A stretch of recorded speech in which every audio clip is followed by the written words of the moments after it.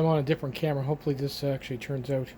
I'm actually testing the controller that's going to be going with this wheel.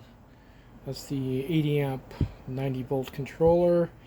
I'm using a 54 volt power pack, which actually powers it up pretty good, as you can see.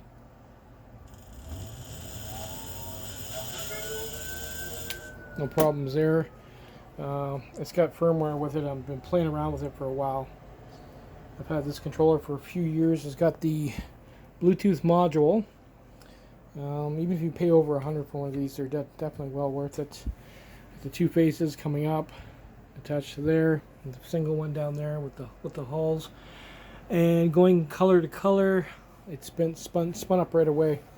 Everything is nice and smooth, as you can see. No issues whatsoever with the hulls or anything.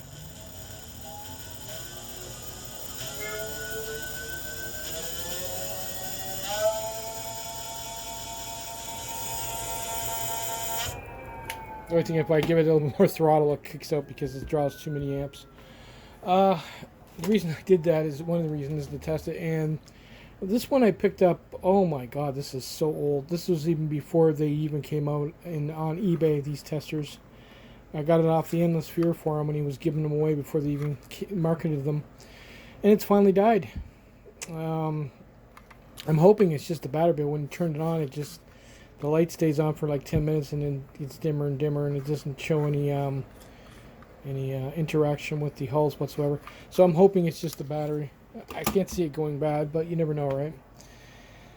But yeah, it's kind of sketchy the way I got this. I'm thinking this is the old wiring. So I think what I'm going to do is I'm going to put connectors on this wiring and put it to the side where whenever I have to test the motor, I can just basically, I'm going to put alligator clips on it and I can clip it to the motor, which would make it much easier, right, than connectors.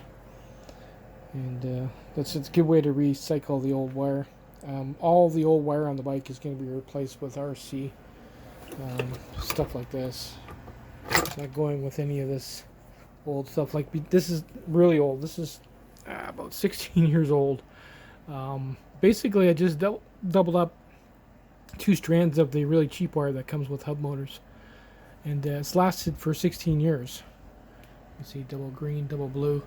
It carries the load pretty good. Yeah, I mean, even for the hulls, I got pins on it where you can just push them in the plug.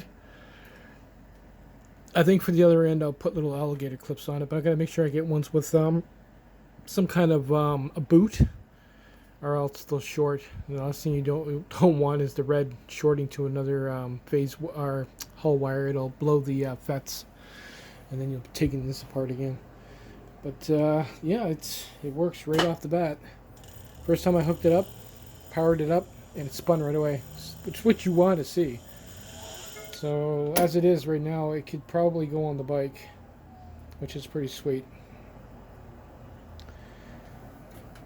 I think what I'm going to do is I'm going to let it sit down here and put some tape around the throttle and just let it spin for like a good hour, just to make sure everything breaks in, and I can tighten these up again after a while.